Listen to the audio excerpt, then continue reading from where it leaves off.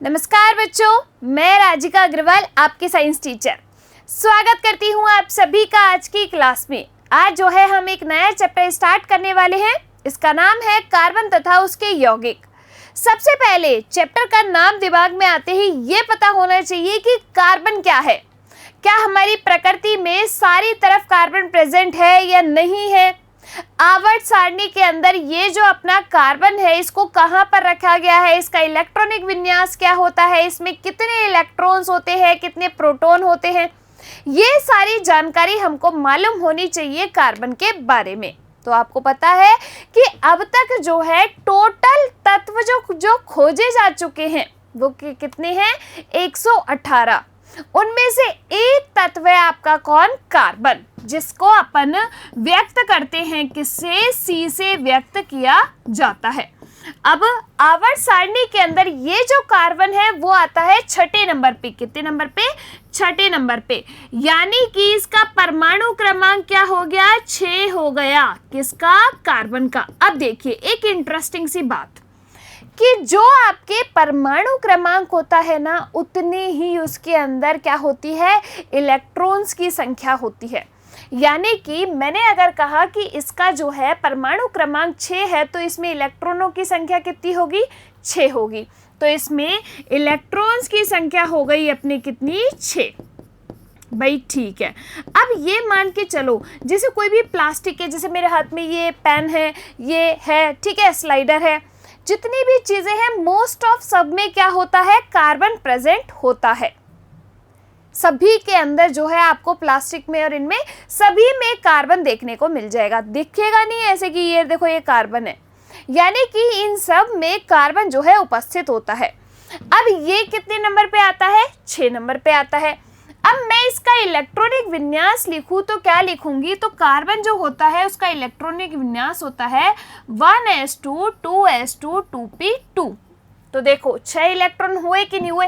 ये जो है ना यहाँ पर ऊपर, इनको कहते हैं अपन इलेक्ट्रॉन। तो देखो 1s2 2s2 2p2, टोटल कितने इलेक्ट्रॉन्स हो गए? 6 इलेक्ट्रॉन हो गए। अब देखिए इसके आउटर शेल में यानी कि बाह्यतम कोश में कितने इलेक्ट्रॉन है? 2 ये रे, तो इसके बाह्यतम कोश में है 4 इलेक्ट्रॉन। तो इसके इलेक्ट्रॉनिक विन्यास को हम कैसे लिखते हैं? 2,4। इस तरीके से जो है इसका इलेक्ट्रॉनिक विन्यास लिखा जाता है, पहली चीज। अब देखिए ये जो कार्बन है वो हमारी प्रकृति के अंदर कार्बन डाइऑक्साइड के रूप में भी प्रेजेंट है। ये जो अपनी वायुमंडल के अंदर कार्बन डाइऑक्साइड है वो कितनी प्रेजेंट है बच्चा लोगों? 0.03% प्रेजेंट है। कितनी? 0.03% कार्बन डाइऑक्साइड अपने वायुमंडल के अंदर प्रेजेंट है। ठीक है, तो हर एक चीज के अंदर मोस्टली जो है आपका कार्बन पाया जाता है। देखिए आगे चलते हैं। यह एक अधातु है। देखो आपके आवर्त सारणी में जो तत्व हैं यानी कि जिनकी खोज अब तक की जा चुकी है उनको हम 3 कैटेगरी में डिवाइड करते हैं। एक होते हैं आपके धातु, दूसरे आपके कौन से होते हैं? अधातु, जैसे कि हम प्रीवियस चैप्टर में पढ़ चुके हैं, और तीसरे आपके क्या होते हैं? उपधातु। तो जो धातुएं होती हैं उनमें चमकने का गुण पाया जाता है। ठीक है, तो अधातु कार्बन क्या है अपना? अधातु है। भाई कार्बन चमकता है? नहीं। तो जो कार्बन है वो हमारा क्या है? अधातु है। और देखिए जिसका परमाणु क्रमांक कितना होता है? 6 होता है तथा रासायनिक प्रतीक चिन्ह C है। सभी सजीवों तथा बहुत से निर्जीवों में कार्बन जो है वो पाया जाता है। भूपर्पटी में कार्बन की मात्रा खनिजों के रूप में 0.02% तथा वायुमंडल में कार्बन डाइऑक्साइड के रूप में 0.03% जो है वो पाई जाती है। तो कार्बन डाइऑक्साइड की मात्रा कितनी है? 0.03% है, पहली चीज। अब आगे देखिए कार्बन का इलेक्ट्रॉनिक विन्यास कितना होता है? 2,4, यानी कि 1s2 2s2 2p2। हमें 6 इलेक्ट्रॉन भरने हैं ना, तो यहाँ पर 2p2, ये क्या है अपना? 2p2। तो टोटल इलेक्ट्रॉन्स की संख्या कितनी हो गई? 6 हो गई। हुई कि नहीं हुई? आउटर कोश में, आउटर कोश होता है यानी कि यहाँ पर दो दो दो वाली सीरीज है, तो यानी कि ये आउटर कोश है। अगर मान लो 2 के बाद यहाँ पर मैं 3s लिख देती तो 3 वाली जो सीरीज होती वो आपका आउटर कोश यानी कि बाह्यतम कोश होता। ठीक है, तो इसके बाह्यतम कोश में इलेक्ट्रॉनों की संख्या कितनी है? 4। अब जितने इलेक्ट्रॉन्स इसके बाह्यतम कोश में है इसीलिए इसकी संयोजकता कितनी हुई? 4 हुई।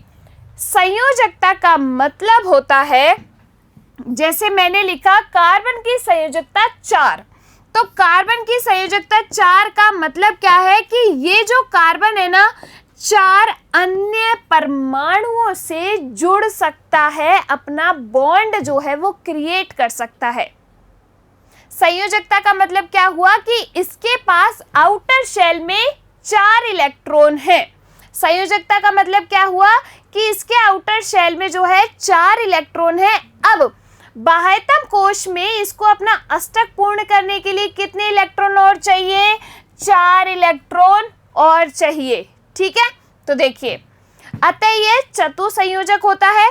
कार्बन में सहसंयोजी बंध की प्रकृति पाई जाती है। अब आप कहेंगे कि मैम सहसंयोजी बंध क्या होता है? देखो, सहसंयोजी बंध का मतलब होता है कि एक, जैसे मान लीजिए ये बॉन्ड है, एक इसका इलेक्ट्रॉन एक ये रहा, एक इलेक्ट्रॉन ये रहा। आपको पता है कोई भी जो बंध होता है वो 2 इलेक्ट्रॉन्स के बीच में बनता है, पता है ना? नहीं पता कि कोई भी जो बंध होता है वो 2 इलेक्ट्रॉन्स के बीच में बनता है बॉन्ड। अब यहाँ पर हम क्या कहते हैं कि कार्बन जो है वो सहसंयोजी आबंध बनाता है। इसका मतलब क्या हुआ कि ये ना तो अपना इलेक्ट्रॉन डोनेट करेगा ना ही किसी से इलेक्ट्रॉन लेगा। ये क्या करेगा? अपने इलेक्ट्रॉन्स का साझा करेगा। जैसे कि आप मान लीजिए किसी क्लासरूम में बैठे हैं, आप बैठे हैं और आपका दोस्त बैठा है। अब तुम दोनों के पास एक ही इरेजर है, तो तुम क्या करोगे भाई? तुम क्या करोगे? ना तो उसको दोगे और ना खुद लेके जाओगे कि नहीं मैं ही काम करूंगा। आप उसको बीच में रखोगे कि भाई तू भी यूज ले ले और मैं भी यूज ले लूंगा। करते नहीं करते ऐसे? तो इस तरीके से कोई एक चीज है वो ना तो आपकी है ना ही किसी और की है, आप क्या कर रहे हो? उसका साझा कर रहे हो। इसीलिए ये क्या करता है? सहसंयोजी आबंध बनाता है। देखो सिंपल सी लैंग्वेज में समझो, जैसे मानो ये कार्बन है, ठीक है, इसने क्या किया? हाइड्रोजन के साथ अपना बंध बनाया। इसका एक इलेक्ट्रॉन कार्बन का है, दूसरा इलेक्ट्रॉन यहाँ पर किसका है? इस हाइड्रोजन का। आपको पता है हाइड्रोजन अपना कितने नंबर पे आता है आवर्त सारणी में? 1 नंबर पे, यानी कि इसके पास इलेक्ट्रॉन की संख्या कितनी है? 1 है। तो ये क्या करेगा? अपने बाह्यतम कोश में 1 इलेक्ट्रॉन लेके घूम रहा है, 1 इलेक्ट्रॉन ये कार्बन का। इन दोनों ने आपस में साझा कर लिया कि भाई ठीक है अपन जो है एक बंध बना लेते हैं, एक तरीके से एक बिजनेस कर लेते हैं हम दोनों मिलके। मैं अपना कुछ पैसा लगा देता हूँ और मैं अपना कुछ पैसा लगा देता हूँ और एक साझेदारी के साथ जो है हम बिजनेस खड़ा कर लेते हैं। ठीक है, ऐसे। अब क्या होगा कि जब मान लो कि हाइड्रोजन अपने वापस निकल गया, कहीं चले गया, कार्बन को अपनी जगह पे जाना है, अपना बिजनेस करना है, तो ये क्या करेंगे? अपना अपना इलेक्ट्रॉन लेके दूर हो जाएंगे। यानी कि इसने जितना इन्वेस्ट किया ये अपना इलेक्ट्रॉन ले जाएगा और इसने जितना इन्वेस्ट किया ये अपना इलेक्ट्रॉन ले जाएगा। तो जब ये अलग अलग होंगे तो अपने अपने इलेक्ट्रॉन लेके भाग जाएंगे और वैसे साथ में रहेंगे तो एक साझेदारी करके रहेंगे। इसी को ही अपन क्या कहते हैं? सहसंयोजी बंध की प्रकृति कहते हैं। अब आप कहेंगे कि मैम ये सहसंयोजी बंध क्यों बना रहा है? भाई ये अपना इलेक्ट्रॉन डोनेट भी तो कर सकता है। डोनेट का मतलब होता है दान। तो ये अपना जो इलेक्ट्रॉन है वो दान भी तो कर सकता है अपना अष्टक पूर्ण करने के लिए। बाह्यतम कोश में या तो 2 इलेक्ट्रॉन हो स्टेबिलिटी के लिए या फिर 8 इलेक्ट्रॉन हो। इसके बाह्यतम कोश में कितने इलेक्ट्रॉन हैं? कार्बन के 4 इलेक्ट्रॉन हैं। इसको क्या करना चाहिए? या तो 4 इलेक्ट्रॉन डोनेट कर देने चाहिए या 4 इलेक्ट्रॉन ग्रहण कर लेने चाहिए, लेकिन ये ऐसा क्यों नहीं कर रहा? ये 4 इलेक्ट्रॉन की साझेदारी क्यों कर रहा है? तो इसके पीछे भी एक रीजन है। क्या? देखो भाई, अगर मान लो कि इसने अपने 4 इलेक्ट्रॉन किसी को दे दिए तो इसके पास जो है इलेक्ट्रॉनों की संख्या कितनी रह जाएगी? केवल 2 रह जाएगी। अब इसके नाभिक में जो प्रोटॉन है उनकी संख्या तो 6 है, लेकिन बाह्यतम कोश में जो इलेक्ट्रॉन चक्कर लगा रहे हैं उनकी संख्या सिर्फ 2 ही है, जिससे इसका नाभिक जो है वो काफी भारी हो जाएगा। इसी वजह से ये अपने 4 इलेक्ट्रॉन जो है वो डोनेट नहीं कर सकता, पहली कंडीशन। दूसरी कंडीशन आप ये सोचोगे कि मैम ये किसी से 4 इलेक्ट्रॉन ले तो भी तो अपना अष्टक पूर्ण कर सकता है, तो ये अपने 4 इलेक्ट्रॉन क्यों नहीं ग्रहण कर रहा? तो देखो भाई, अगर इसने 4 इलेक्ट्रॉन ग्रहण कर लिए तो इसमें इलेक्ट्रॉनों की संख्या कितनी हो जाएगी? 10 हो जाएगी। टोटल इलेक्ट्रॉनों की संख्या कितनी हो जाएगी? 10 हो जाएगी। नाभिक में जो है प्रोटॉनों की संख्या कितनी रह जाएगी? प्रोटॉन तो आपके 6 के 6 ही रह जाएंगे, यानी कि नाभिक में प्रोटॉन की संख्या 6 ही रह गई और इलेक्ट्रॉनों की संख्या 10 हो गई, जो कि भी स्टेबिलिटी नहीं देगा इसको। इसीलिए ये क्या करता है, ये जो कार्बन है ये अन्य परमाणुओं के साथ 4 इलेक्ट्रॉन्स की साझेदारी करता है। आई बात समझ में? देखो, तो कार्बन में सहसंयोजी बंध की प्रकृति पाई जाती है। कार्बन के 3 अपर रूप होते हैं, हीरा, ग्रेफाइट और फुलरीन। अब आपको अपर रूप का मतलब समझ आना चाहिए कि अपर रूप कहते किसे हैं। तो देखो इधर, किसी तत्व के वे विभिन्न रूप जिनके भौतिक गुणधर्म क्या हो? अलग अलग हो, लेकिन रासायनिक गुणधर्म क्या हो? समान हो, उन्हें अपन क्या कहते हैं? अपर रूप कहते हैं। भौतिक गुणधर्म से तात्पर्य होता है बच्चा लोगों, भौतिक गुण से, कि देखने वाले जो कैरेक्टर हैं जिनको हम देख सकते हैं वो इनके अलग अलग हो, यानी कि इनकी संरचना में कोई परिवर्तन हो, इनकी जो आकृति है वो अलग अलग हो। तो इसको तो अपन कहते हैं कि क्या? भौतिक गुण अलग अलग है, लेकिन इनके रासायनिक गुण समान है, यानी कि इनके अंदर जो रिएक्टिविटी हो रही है, कोई भी रिएक्शन ये कर रहे हैं, कोई भी अपना ऐसी प्रोसेस या फिर कोई ऐसा जो है गुणधर्म ये दिखा रहे हैं, वो इनका रासायनिक गुणधर्म होगा, तो वो क्या होंगे? सेम होंगे। तो उसको अपन क्या कहते हैं? अपर रूप कहते हैं। अब इस जो कार्बन है इसके 3 अपर रूप होते हैं, कौन कौन से? हीरा, ग्रेफाइट और तीसरा कौन सा है? फुलरीन। कौन सा? फुलरीन। देखिए, इन तीनों को आज की क्लास में अपन पढ़ने वाले हैं। देखिए यहाँ पर हीरा, ग्रेफाइट, फुलरीन। सबसे पहले अपन बात करते हैं हीरे की। किसकी? सबसे पहले बात करते हैं हीरे की। हीरा जो है आपकी प्रकृति में पाए जाने वाला कठोरतम पदार्थ है। क्यों है? अब इसके पीछे रीजन पता होना चाहिए कि हीरा जो है वो अपनी प्रकृति में पाए जाने वाला कठोरतम पदार्थ क्यों है। देखो, हीरे में एक कार्बन परमाणु जो होता है ना, अन्य 4 कार्बन परमाणुओं से जुड़ा रहता है। इस तरीके से देखो, इसमें एक कार्बन परमाणु अन्य 4 कार्बन परमाणुओं से जो है जुड़ा रहता है। 1 2 3 4 कार्बन 4 सहसंयोजी आबंध बना सकता है, ये तो तुम्हें पता ही है, क्योंकि संयोजकता उसकी कितनी है? 4 है। तो इसमें एक कार्बन परमाणु बिल्कुल कॉम्पैक्ट फॉर्म में, एकदम पास कॉम्पैक्ट फॉर्म में एक कार्बन परमाणु अन्य 4 कार्बन परमाणुओं से जुड़ा रहता है। इसकी वजह से ये जो हीरा है वो कठोरतम पदार्थ है। अब देखो, हीरा जो है उसमें एक कार्बन परमाणु 4 अन्य कार्बन परमाणुओं से जुड़ेगा और ये प्रकृति में पाए जाने वाला कठोरतम पदार्थ है, और ये विद्युत का क्या होता है? कुचालक होता है। पहला अपर रूप। दूसरा अपना आता है ग्रेफाइट। दूसरा कौन सा आता है? ग्रेफाइट।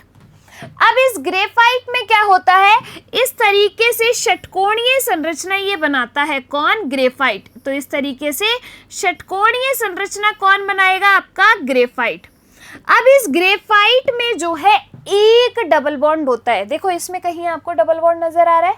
डबल बॉन्ड का मतलब है 2 बंध एक साथ।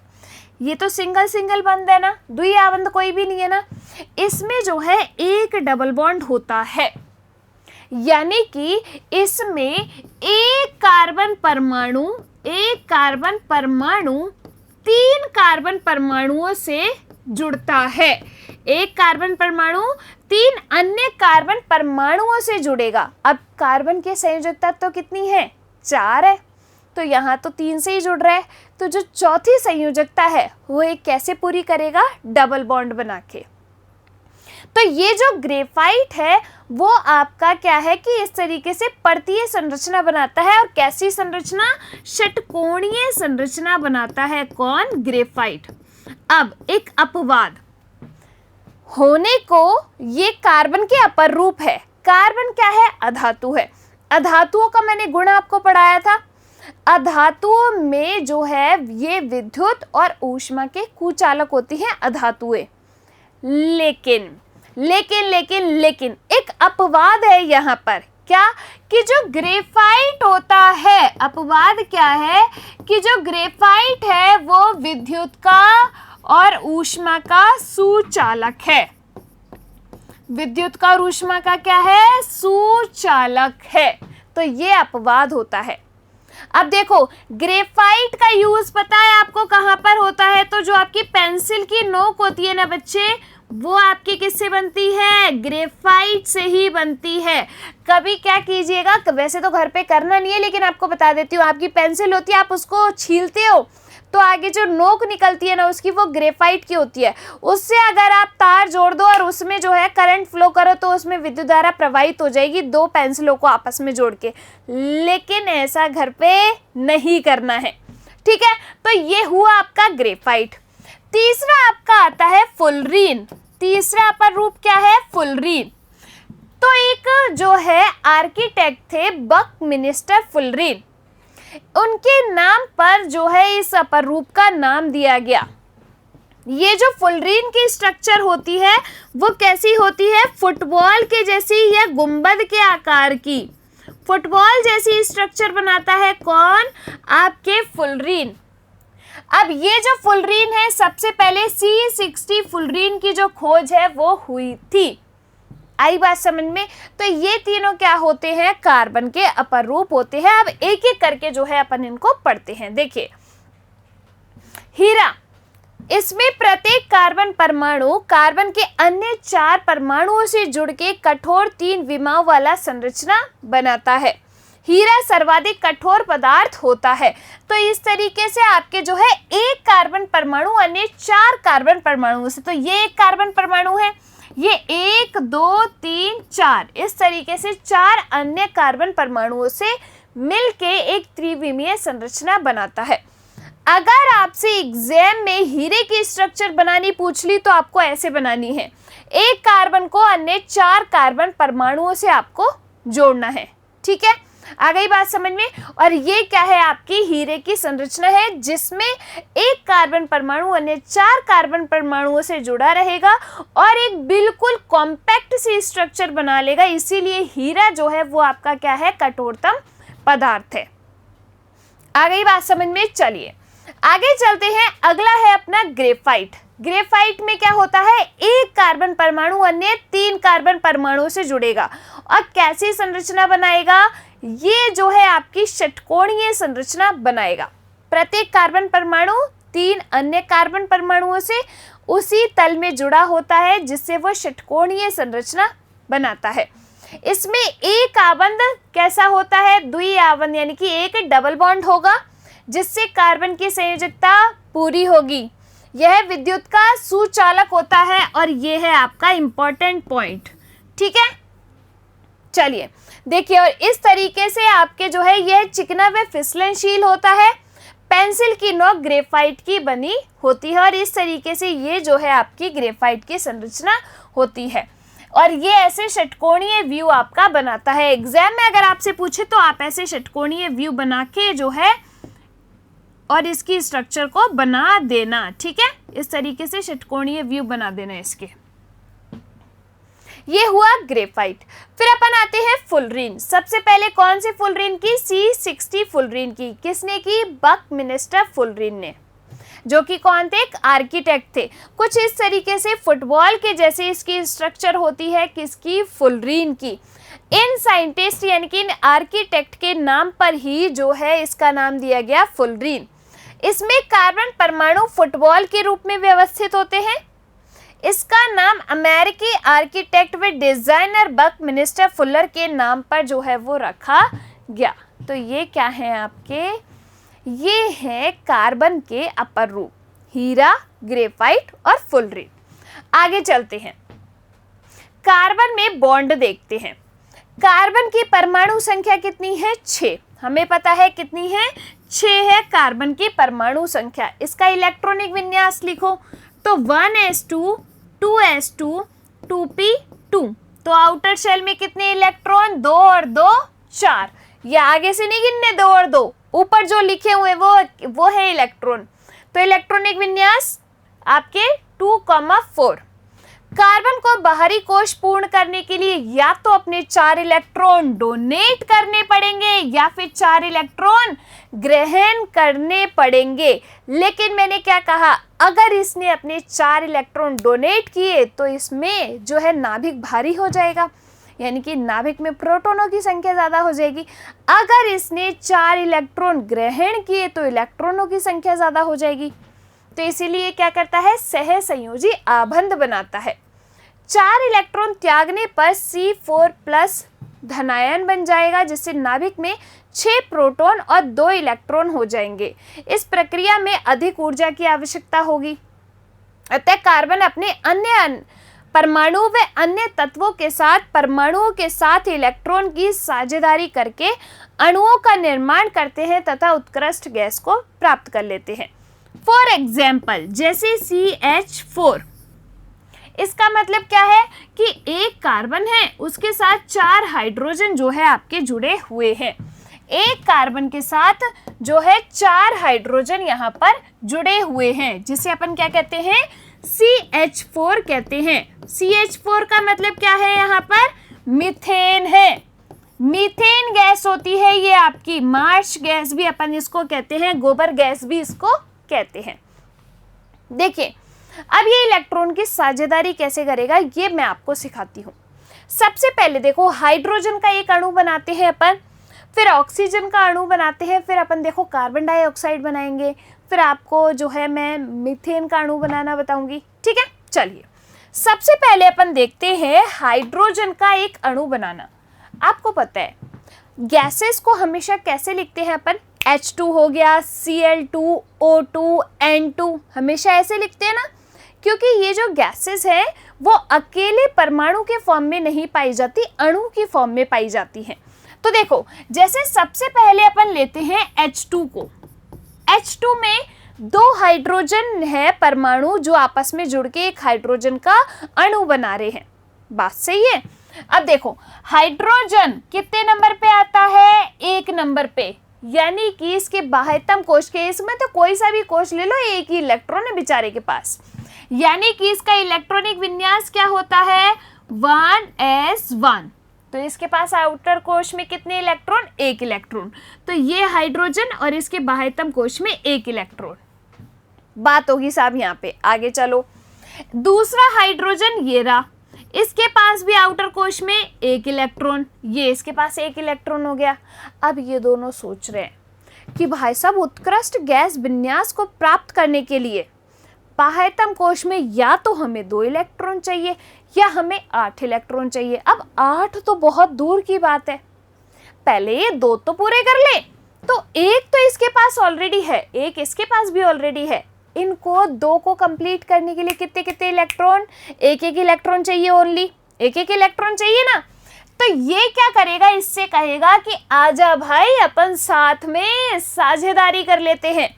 ये भी क्या कहेगा कि हाँ भाई कर ही लेते हैं, ऐसी क्या बात है, बिजनेस दोनों साथ में करेंगे। तो इस हाइड्रोजन ने इसके 1 इलेक्ट्रॉन के साथ साझेदारी कर ली। अब इस हाइड्रोजन को, इस वाले हाइड्रोजन को लगा कि ये इलेक्ट्रॉन तो अब मेरा ही है, लेकिन ऐसा नहीं है। जब इनको अलग अलग करेंगे तो ये अपना इलेक्ट्रॉन लेके दूर हो लेगा, ये अपना इलेक्ट्रॉन लेके दूर हो लेगा। अब देखिए ये वाला हाइड्रोजन है, ये भी सोचेगा कि ये वाला इलेक्ट्रॉन भी तो मेरा ही है, तो ये भी अपना जो है इस इलेक्ट्रॉन को मान लेगा। तो इस तरीके से इन्होंने कौन सा अणु बना लिया, एक H2 अणु बना लिया। आई कि नहीं आई बात समझ में। अब देखो इस वाली पिक्चर में यहाँ पर हाइड्रोजन के बाह्यतम कोश में एक इलेक्ट्रॉन, इस हाइड्रोजन परमाणु के बाह्यतम कोश में एक इलेक्ट्रॉन, इन दोनों ने एक एक इलेक्ट्रॉन की क्या कर ली, साझेदारी कर ली। तो इसको लगा कि मेरे बाह्यतम कोश में तो हो गए भाई 2 इलेक्ट्रॉन, मैंने तो कर लिया उत्कृष्ट गैस विन्यास को प्राप्त। इस हाइड्रोजन को लगा कि हाँ भाई मैंने भी कर लिया उत्कृष्ट गैस विन्यास प्राप्त। तो इस तरीके से कौन सा अणु बन गया, एक हाइड्रोजन का अणु बन गया। आई नहीं आई बात समझ में? अब सिखाते हैं तुम्हें ऑक्सीजन का अणु बनाना, ठीक है। दूसरा देखिए ऑक्सीजन का अणु। ऑक्सीजन के अणु में पहले तो ये बताओ ऑक्सीजन कितने नंबर पे आता है अपना? Hydrogen, helium, lithium, beryllium, boron, carbon, nitrogen, oxygen 8 number पे आया। तो इसका परमाणु क्रमांक कितना हुआ? 8, ठीक है। इसका जो है इलेक्ट्रॉनिक विन्यास लिखो 1s2 2s2 2p4। तो देखो इसके बाह्यतम कोश में इलेक्ट्रॉन कितने हैं? 2 और ये 4, यानी कि 6 इलेक्ट्रॉन है। तो इसका इलेक्ट्रॉनिक विन्यास क्या है? 2,6।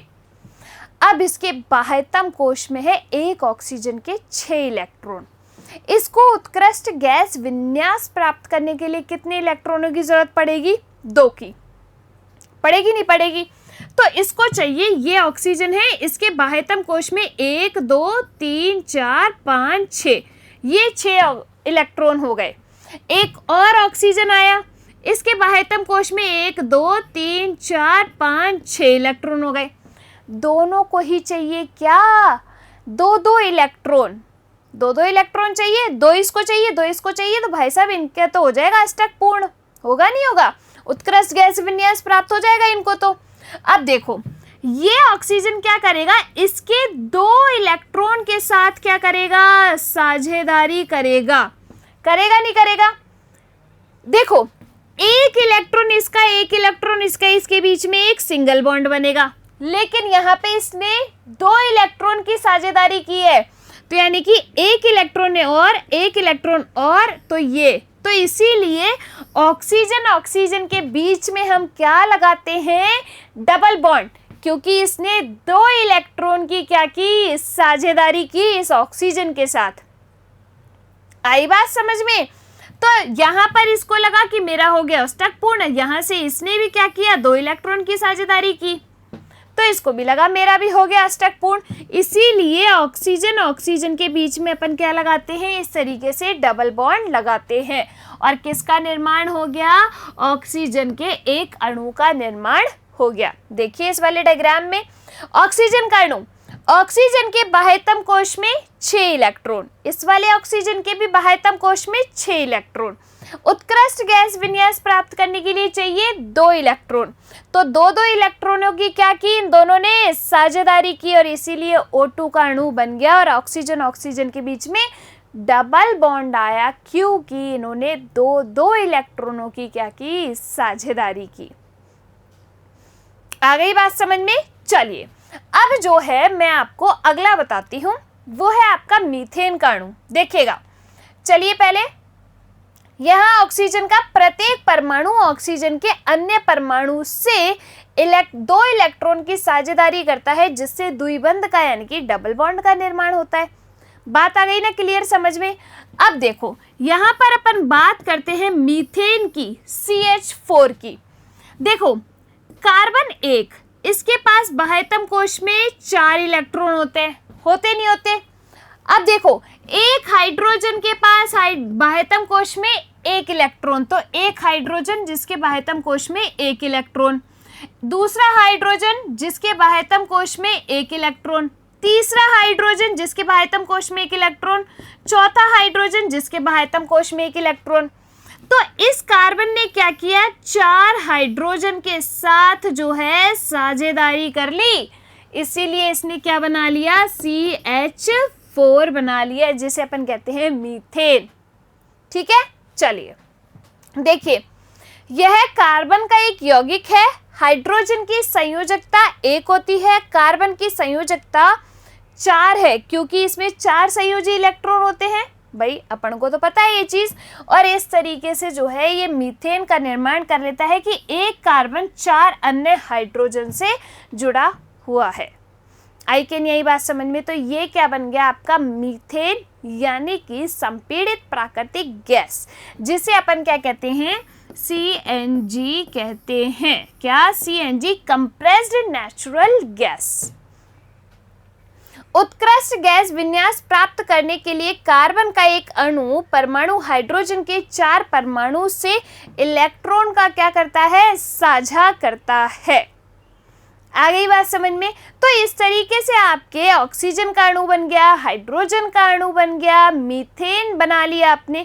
अगर मैं आपसे CO2 का अणु बनाना, यानी कि CO2 बनाना सिखाऊं, CO2 की स्ट्रक्चर अगर अपन बनाएं तो क्या बना पाओगे? बिल्कुल। देखो, ऑक्सीजन बनाएगा डबल बॉन्ड, तो देखो एक ऑक्सीजन ये रहा, इसके बाद किसने ऑक्सीजन से जुड़ रहा है, 2, तो एक ऑक्सीजन ये रहा, एक ऑक्सीजन ये रहा। ऑक्सीजन आपको पता है डबल बॉन्ड बनाता है क्योंकि इसके आउटर शेल में कितने इलेक्ट्रॉन हैं, 6 इलेक्ट्रॉन है कि नहीं? इसके भी आउटर शेल में कितने इलेक्ट्रॉन, 6 इलेक्ट्रॉन। ये अपने 2 इलेक्ट्रॉन की साझेदारी कार्बन के साथ कर सकता है। ये वाला ऑक्सीजन अपने 2 इलेक्ट्रॉन की साझेदारी कार्बन के साथ कर सकता है। कार्बन के आउटर शेल में है ही कितने इलेक्ट्रॉन, 4, तो 2 के साथ इसने कर ली, 2 के साथ इसने कर ली, इस तरीके से। तो डबल बॉन्ड बनेगा ना बीच में, तो क्या बन गया, O double bond C double bond O। इस तरीके से जो है CO2 का अणु अपन के बन जाएगा। आई कैन यही बात समझ में? और यहाँ पर आज की क्लास में आज अपन जो है इतना ही पढ़ेंगे, क्योंकि आपको जो है सहसंयोजी आबंध बनाना और ये स्ट्रक्चर बनाना आना चाहिए पहले। ठीक है, चलिए देखिए आज की क्लास में जो है हमने क्या क्या पढ़ा। सबसे पहले कार्बन के बारे में। कार्बन जो है आपका अधातु है, जो कि आपके कितने नंबर पे आता है, जिसका परमाणु क्रमांक है 6। इलेक्ट्रॉनिक विन्यास होता है 1s2 2s2 2p2। आउटर कोश में इलेक्ट्रॉन होते हैं 4 जो है ये ना तो इलेक्ट्रॉन डोनेट कर सकता है, ना ही ग्रहण कर सकता है। इसीलिए जो है ये क्या करता है, उत्कृष्ट गैस विन्यास को प्राप्त करने के लिए 4 इलेक्ट्रॉन्स की साझेदारी करता है, यानी कि सहसंयोजी आबंध बनाता है। ये जो कार्बन है इसके अपर रूप होते हैं। अपर रूप किसे कहते हैं, जिनके भौतिक गुणधर्म अलग अलग हो लेकिन रासायनिक गुणधर्म समान हो, उन्हें अपन क्या कहते हैं, अपर रूप। हीरा, ग्रेफाइट, फुलरीन। हीरा एक कार्बन परमाणु जो है अन्य 4 कार्बन परमाणुओं से जुड़ा रहता है। अब ये जो हीरा है बड़ी ही जो है कॉम्पैक्ट सी स्ट्रक्चर होती है। इसमें एक कार्बन परमाणु 4 अन्य कार्बन परमाणुओं के साथ जुड़ के त्रिविम संरचना बनाता है। और जो है हीरा विद्युत का कुचालक होता है। दूसरा अपना आता है ग्रेफाइट, जिसमें एक कार्बन परमाणु अन्य 3 कार्बन परमाणुओं के साथ जुड़ता है और कैसी संरचना बनाता है, षटकोणीय संरचना बनाता है। इसमें जो है कार्बन की संयोजकता को पूरी करने के लिए एक द्विबंध बनता है, यानी कि डबल बॉन्ड बनता है। पेंसिल की नोक जो है आपकी ग्रेफाइट की बनी होती है। ग्रेफाइट जो है विद्युत का सुचालक होता है। तीसरी अपन बात करते हैं फुलरीन की। जो सबसे पहले फुलरीन डिस्कवर हुआ था वो C60 फुलरीन था। और आपके जो फुलरीन है इसकी संरचना होती है गुंबद के आकार की, फुटबॉल के समान संरचना। इसका नाम जो है एक आर्किटेक्ट के नाम पे दिया गया, बकमिंस्टर फुलर के नाम पे। तो ये क्या है, आपके कार्बन के अपर रूप। अब अपन आ जाते हैं कार्बन में बंध बनाने की प्रकृति। तो कार्बन जो है आपका सहसंयोजी बंध बनाता है। ये क्या करता है कि अपने आउटर कोश में उपस्थित 4 इलेक्ट्रॉनों की अन्य परमाणु के साथ साझेदारी करता है। इस तरीके से ये जो है कार्बन का इंट्रोडक्शन अपना कंप्लीट हुआ। अगली क्लास में अपन पढ़ेंगे कि कार्बन में एक श्रृंखलन का गुण भी पाया जाता है और उससे जो है अपन एक कार्बन चेन का श्रृंखला का निर्माण करना सीखेंगे। चलिए मिलेंगे अगली क्लास में, तब तक के लिए आप लोग खुश रहिए, स्वस्थ रहिए, धन्यवाद।